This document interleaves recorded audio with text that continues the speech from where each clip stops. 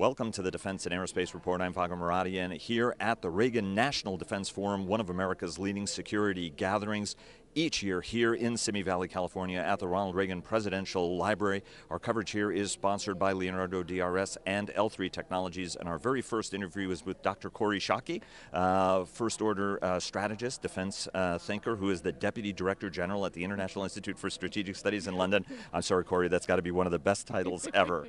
It is a fabulous title. I agree. It's extraordinary, and you guys do incredible work there. The military balances. Anybody who's interested in national security anywhere on the planet should be reading that, and we look forward to talking to James Hackett and the rest of the team when that comes out here in just a little bit, a couple of months, because I think in February you'll have your rollout here in the United States as you do annually. A lot of big topics here. It's a great power competition. This is something you've focused on. You've worked closely with Secretary Mattis as well in sort of thinking through this, and we're involved in the national defense strategy as well in terms of thinking through some of the big clear issues.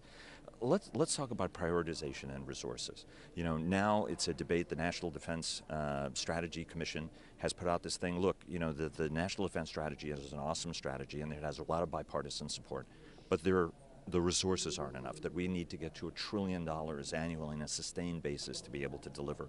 The criticism from the other side of the aisle is, look, but the strategy didn't really prioritize anything, and in some cases neither did the Commission in terms of where the trade-offs need to be. Talk to us a little bit about what are the right ways to think through trade-offs, because we are really at a hinge point in history where some of the things we've been doing for a long time just may not be relevant for the future. So first thing is that I think both the national security strategy and the national defense strategy actually did prioritize things, which is to say that the most important priority is the return of great power competition, and that a rising China and a declining Russia are how we should focus our defense resources. And it looks to me like the Pentagon's doing a really good job of the downstream planning of that. So that's huge. It's a big thing to get right, and previous administrations were trending that way, but China's behavior has made clearer and clearer that we need to move that direction. The resourcing issue is a hard one because I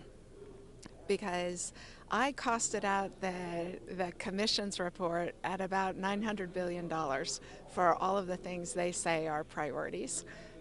The Secretary of Defense is going to have to scrape by with $700 billion this coming year. Well, 716 if he's lucky, right? Split the difference between what Adam Smith is talking about and Jim Inhofe is talking about. The thing is, though, that so the challenge for the United States is that when you're the hegemon, every adversary is going to play to your weaknesses because your strengths are so predominant. So we have been fighting counterinsurgencies because countries and organizations did not believe that they could achieve their objectives against us in the center of the conflict spectrum. What we should be worried about with the return to great power competition is that a rising China in particular grows in confidence they could defeat us at the middle of the conflict spectrum. So it's the right place to push your resources, to push your innovation, to make that a priority. I think they're right in doing so. I lost a bet with the Secretary of Defense that he would get the money in 2018 and 2019 that he said he needed. And I have that bet running with him again this year. I think that all of us who care desperately about the vitality of America's national defense, all of us need to be evangelizing and entitlement reform and solid fiscal base for American government operations, because in 2023 interest payments are going to overtake what we spend on national defense, and you can't get yourself out of that by reforming the Defense Department. You can't get yourself out of that by other cuts to other discretionary forces.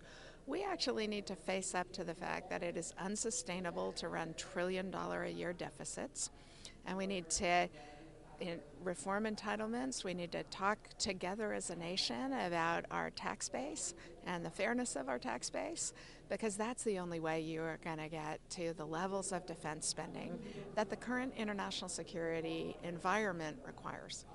Do you mentioned to me what I thought was sort of a very innovative planning tool, right? Which is actually it might be good to shape your priorities. So talk to me about that idea, because I actually think it's a brilliant idea because it forces you to first principles about what's important and what's not important. And that that strategy just isn't about, if I have 10% more money, I will do 10% more of stuff. That the real strategic challenge is, how at different levels of resources would you approach the problem?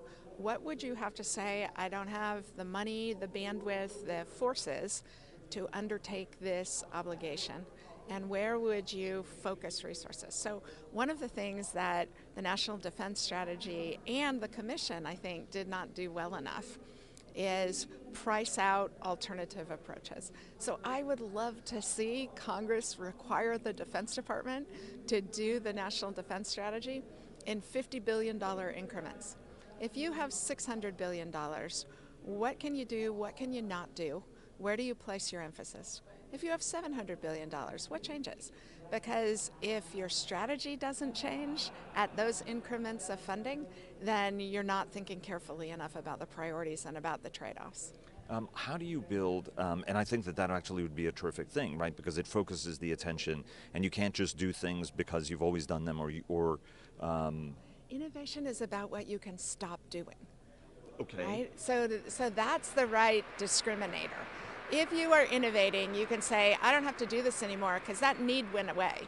And I don't see any of that going on. Do you, so talking about innovation, right? Innovation is also what you stop doing. And we're doing almost everything that we've done and more literally since World War II, right? I mean, almost every single thing that we do is the same thing that we've done. Talk to us a little bit about how you use wargaming, how you use the intellectual process, and then how do you build a political constituency? There are going to be systems that are the buggy whip, that are the battleship, that are going to have to go out of service. And yet they have very powerful political constituencies. We're at this incredible conference. It would not be made possible without the generosity of a lot of defense contractors that are supporting it. That's part of the ecosystem we live in. So what are the ways to make those decisions?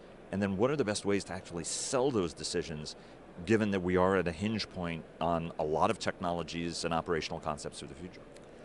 So, I mean, as the B-52s demonstrate and the SR-71s demonstrated, that you can use legacy systems in important, innovative ways. They may not be the most cost-effective ways, they may not be the operationally optimal ways, but you need to use what you have.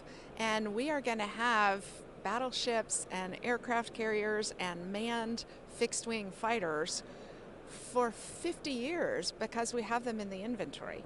So I think the first thing you do is acknowledge that, acknowledge the strengths of what we have, think about innovative ways to use them, think about how to grandfather them towards the future, and challenge the innovators to make better use of what's available.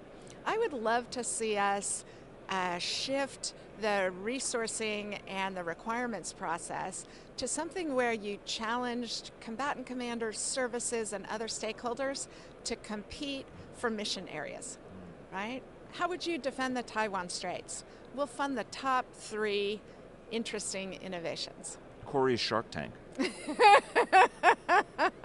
Except with cocktails, I think that decision making would go a little bit better in that case.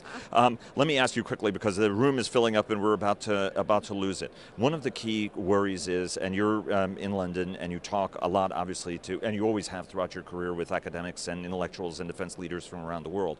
But there is this concern that I've received. I just came back. We were in the Halifax forum, which was fascinating. And there was this, in quiet conversation, was this concern about really tectonic divergence between the United States and its allies. The rhetoric. I was talking to overseas folks, even Canadians. They're like, just on the guns issue, there's a divergence. And the guy I was talking to was one of Canada's most, was a highly decorated general officer who was a career soldier.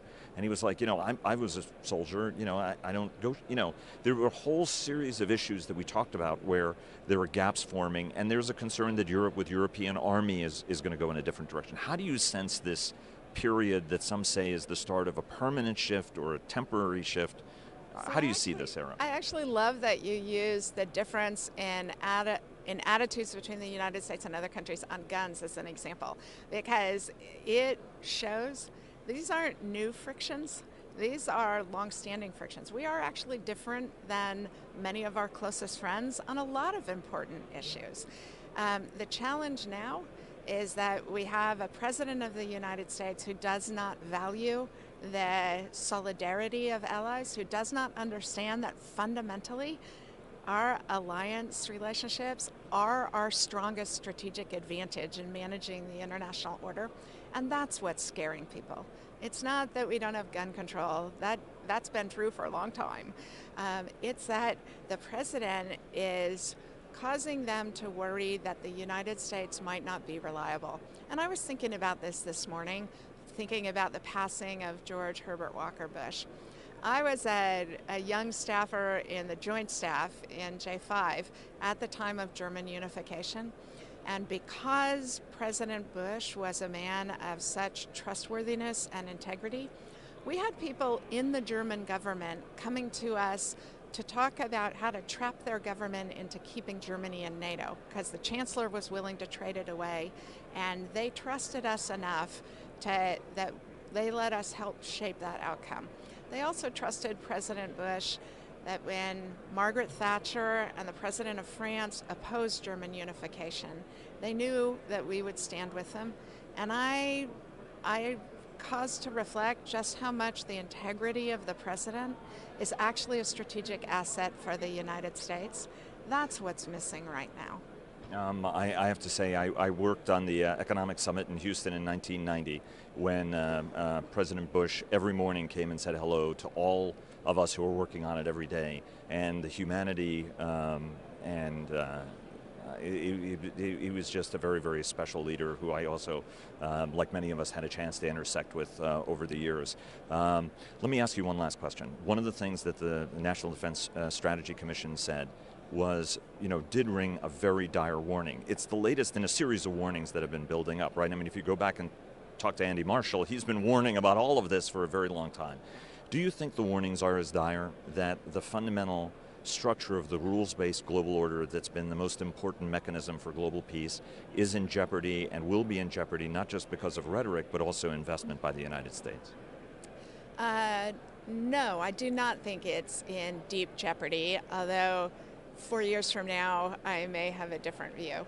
I think that the liberal order is so robust that it can sustain periods even of the United States willfully damaging it, as I believe the president is now.